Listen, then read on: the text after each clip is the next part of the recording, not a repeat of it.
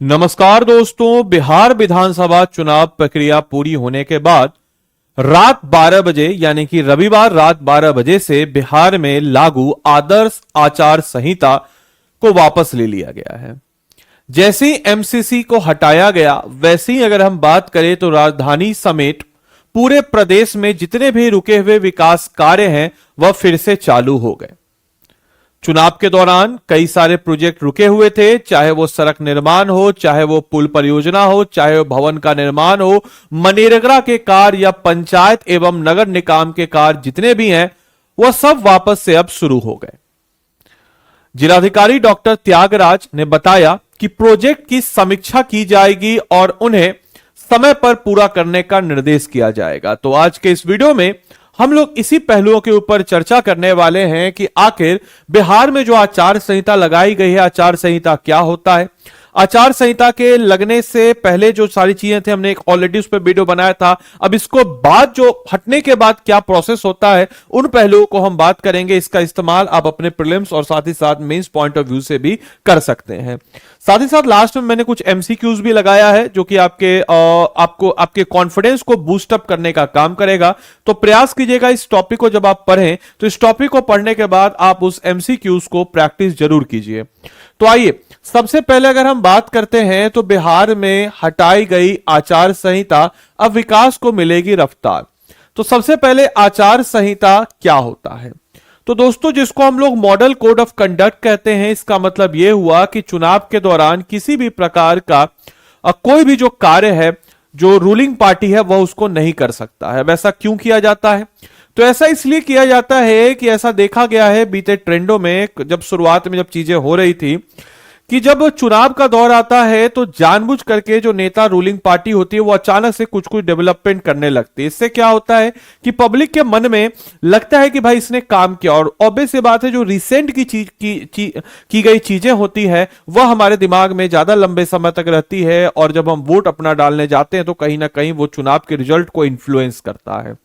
तो उसी को कम करने के लिए आचार संहिता जो है इसको लगाया जाता है। और जब हम बात करते हैं पोस्ट एमसीसी यानी कि मॉडल कोड ऑफ कंडक्ट जब हटाया गया तो जितने भी डेवलपमेंट प्रोजेक्ट्स हैं उन सबको मोमेंटम को गेन किया गया। साथ ही साथ आचार संहिता हटाते ही बिहार में रुके हुए जितने भी प्रशासनिक कार्य हैं वापस से उनकी शुरुआत की गई और चुनाव के दौरान रुकी सभी परियोजना दोबारा शुरू होगी, जिससे आर्थिक गतिविधियों में सुधार व रोजगार के अब वापस से नए अवसर भी मिलेंगे। खासकर उन दिहाड़ी मजदूरों की जिनकी रोजी रोटी या जिनको जो टेंडर है उनसे चल रहा था, उनको वापस से अब रोजगार का एक अवसर मिलेगा। अपार्ट फ्रॉम दैट रुके हुए जो प्रोजेक्ट हैं वो फिर से शुरू होंगे और जनता को अब इससे मिलेगी राहत। इसका मतलब चाहे वो सड़क हो, पुल हो, भवन निर्माण हो, इस प्रकार के जितने भी कार्य हैं उन सारे कार्यों में वापस से रफ्तार पकड़ी जाएगी और विभागों के दैनिक कार्य समान रूप से संचालित होंगे। और साथ ही साथ जिलाधिकारी ने यह भी बताया कि सभी प्रोजेक्ट की समीक्षा कर उन्हें समय पर पूरा किया जाएगा और बजट प्रावधानों और नई कल्याणकारी योजनाओं की घोषणा जो है अब जो है संभव हो पाएगी। यानी कि अब जो भी नए कल्याणकारी योजनाएं आएंगे उन सबको आपको अब नजर आता हुआ नजर आएगा। इसके अलावा एडमिनिस्ट्रेटिव ऑपरेशन बैंक एक्ट यानी कि प्रशासनिक गतिविधियां जो है भोगी सामान्य चुनाव के दौरान जो जैसे प्रतिबंध थे, मतलब कि पोस्टरिंग, जो पोस्टर जो होते थे, ट्रांसफर पोस्टिंग, मतलब कहने का मतलब कि पोस्टिंग पहले होता क्या था कि जो भी पदाधिकारी है तो इसमें होता क्या है कि इनके जो भी ट्रांसफर और पोस्टिंग पर रोक हो जाता है, क्योंकि होता क्या है कि इंसान या कोई रूलिंग पार्टी इंफ्लुएंस कर सकती है अपने लोग को करके, तो इस पर वापस से रोक को हटा दिया गया।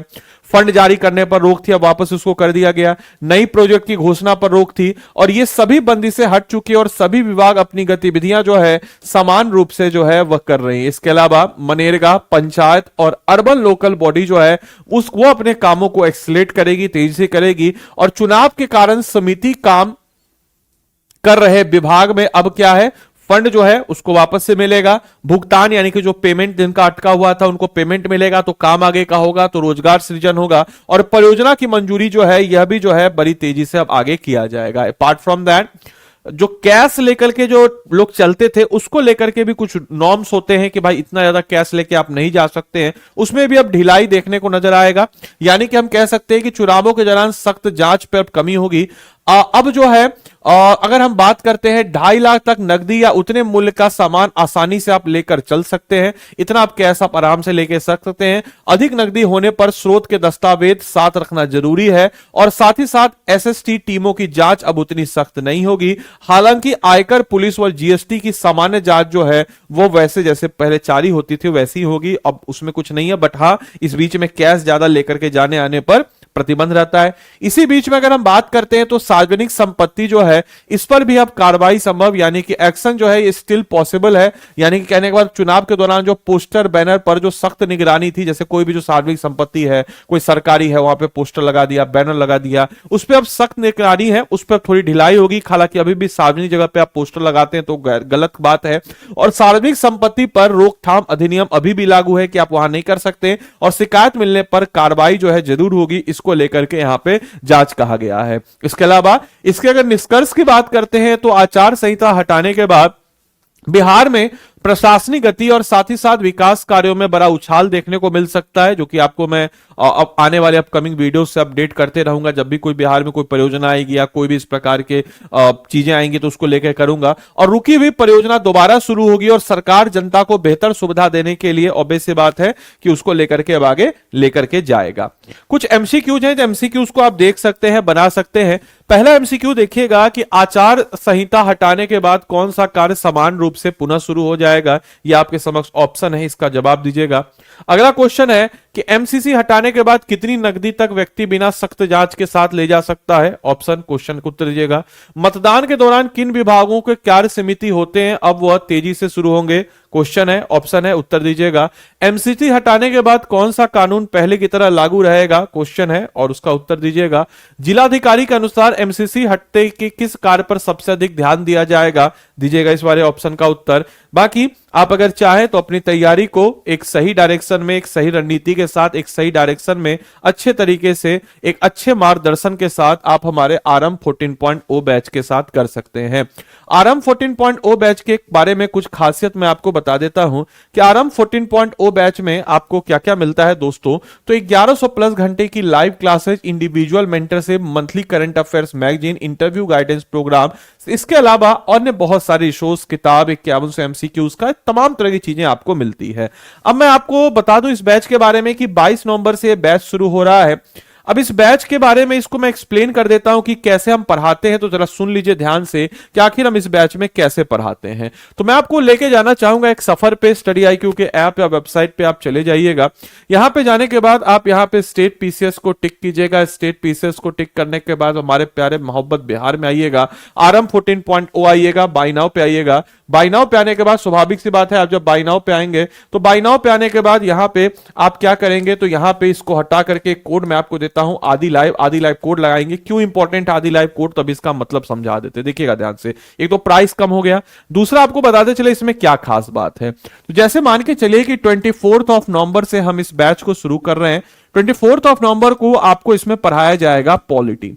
पॉलिटी में आपने पढ़ा fundamental rights, let us suppose. अब इस फंडामेंटल राइट्स से रिलेटेड जो है आपको एक मेंटर इस बैच में होगा। ये मेंटर क्या करेगा, इस फंडामेंटल राइट्स से रिलेटेड आपको क्रक्स नोट्स दे देगा। अपार्ट फ्रॉम जो मास्टर आपको लिखाएगा, हिंदी इंग्लिश जो भी लैंग्वेज आप चुनते हैं उसमें मास्टर दोनों में लिखवाएगा, क्रक्स मटेरियल आपको दे देगा।